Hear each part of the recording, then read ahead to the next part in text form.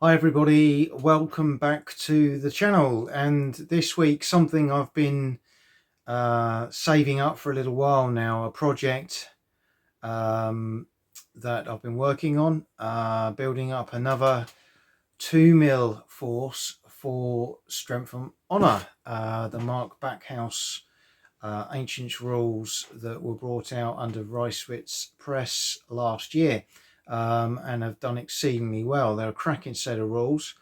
Played several games, and as you will be aware from my other video, I'd already painted up an ancient Britain's force, but at the same time I also bought enough figures to paint up a slave revolt or servile wars Spartacus force as well. So I've been saving doing this, and I thought a few weeks ago it would be quite nice to share how I put a painting project together, particularly in these small scales, which I know can be quite daunting for a number of people. As I've said many times before, I don't profess to being an expert painter by any means, but I thought you may find this video just helpful to get a flavour of how I put my figures together, how I painted them, and how I based them. So, first of all, the figures themselves were from Antonin Miniatures through Warbases, the same figures that I used for my other army. And the first things that I needed to do were to organise the placing of these on the bases themselves. So again, you can use a little bit of artistic license. The sizes of the bases I was using were pretty much the standard basing sizes I'd use for my ancient Britain's force. And what I then did was set out the figures on the bases in terms of the units that I wanted to use, and also my camp. So the first unit I wanted to do was obviously my gladiators. I wanted some trained slaves, some untrained slaves, some war bands, and then I wanted a bit of cavalry, some slingers, javelins, skirmishers, etc. So they were my main kind of components that I wanted in the army, and of course a Spartacus commander figure as well. So you'll see from some of the pictures how I went about doing that, in terms of how I based the figures to make them look, how I wanted them to look on the base. Again, there's no set prescribed way for you to do this. This is ultimately all about how you want it to look. Certainly with a lot of these armies, perhaps the Romans excluded, you can get away with a bit of artistic license because nobody really knew how these forces set up or deployed. We got very sketchy sources from only a few people. They all contradict one another in a lot of cases. So, it doesn't matter. And likewise, if you're playing in very small scales like 2 mil and you're looking at these figures from over a foot away, you do not need to worry about the paint job either. It's about the feeling of mass scale, those armies looking like thousands of men rather than 12 men in a unit.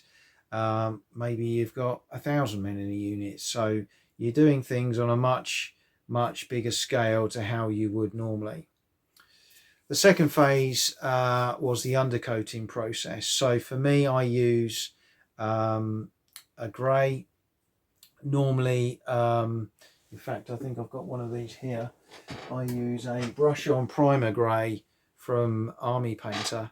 I've used these for a long while for my undercoating when I'm not spraying. For these, brush was absolutely fine. Waited for that to dry, and then I used a dark tone Army Painter wash to go over that, to fill in and give that a nice kind of feel of both the undercoat and a bit of shadowing effect as well. And again, you can see that from the pictures how I've gone about doing that. Once that was all dry, I had my whole army undercoated, first wash, but actually then I start by doing all the basing, the basic basing material, and for that I used very fine modelling sand. This is from Pendraken, 250 gram tub.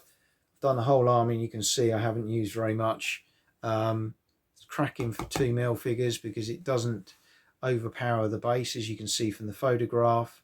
It dries really well on a PVA sort of base underneath, and it dries really hard. So once you've done that,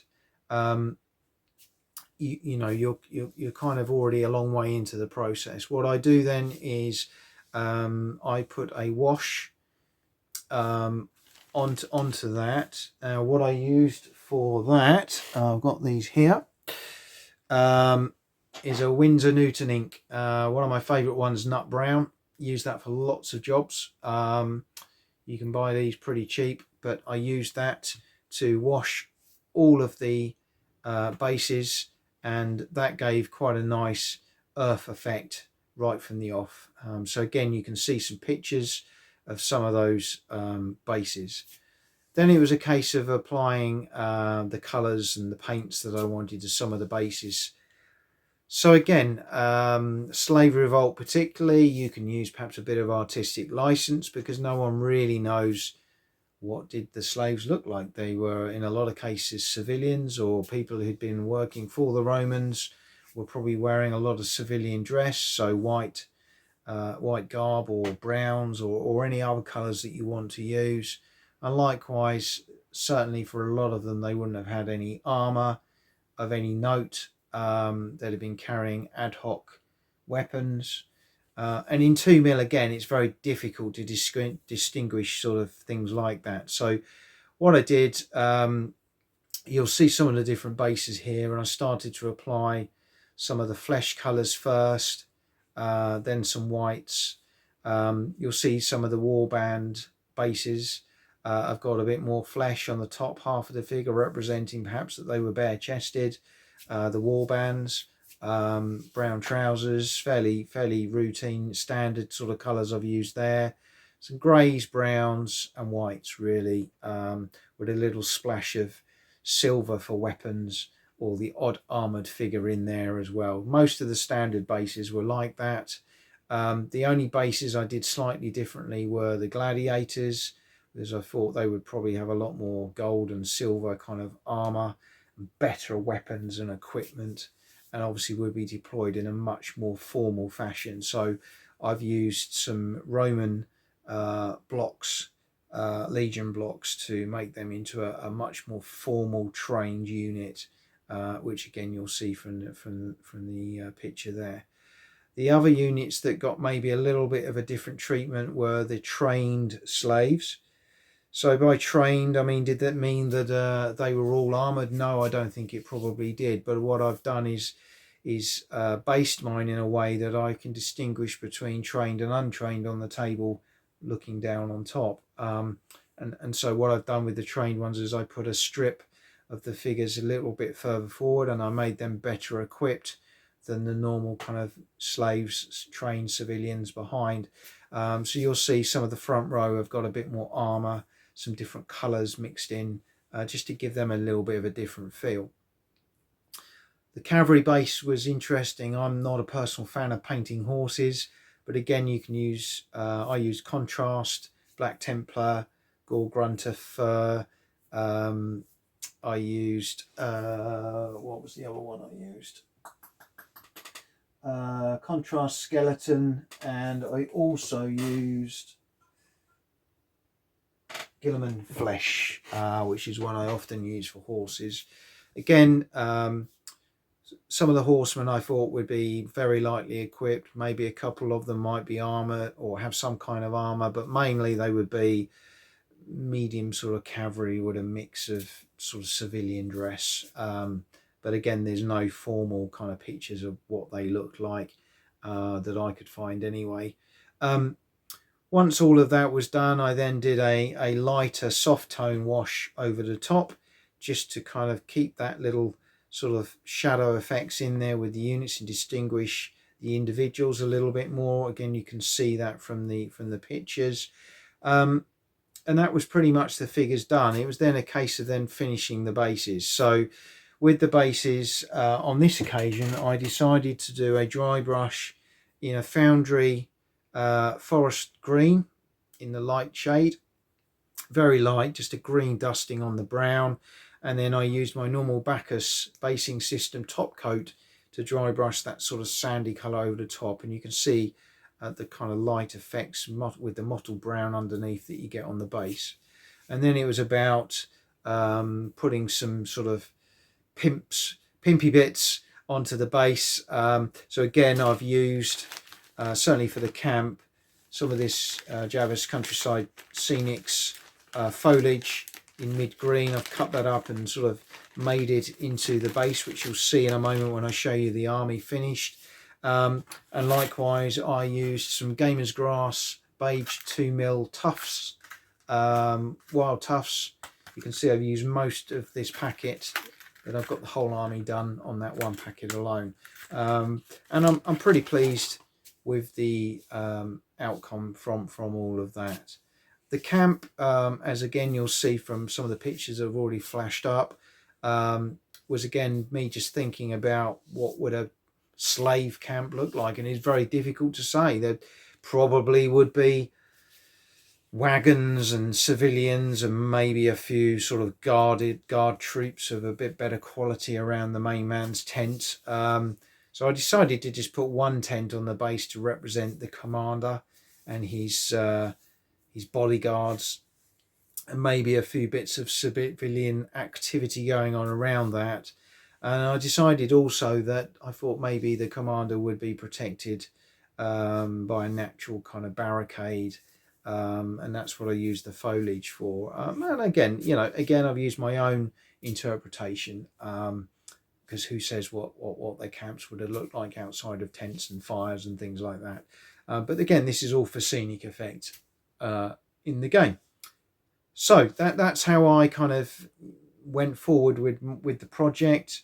I say the painting of 2mm was something that daunted me when I first started, but taking on board some feedback online, it was very much about interpretation and forgetting getting into details. It's drawing lines across all the figures in the colours that you want, dotting the tops in the colours that you want, and again looking at it from a foot away, a top-down view. I think they look quite presentable, certainly of a war game standard, suitable enough to get them on the table.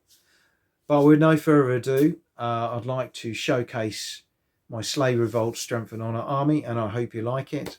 Any comments after the video, please feel free to leave them as normal. Thanks for watching. So everybody, hopefully you can see the end results of the project, and hopefully you're getting a reasonable view there of the outputs and what's happened. So we'll just zoom in a little bit there. So first of all, you will see these are my slingers. So again, I've used some thicker strips at the back with some sort of skirmish lines. So these are a bit more of a formed slinger unit, but obviously light troops, as are the unit next door, which are javelin men.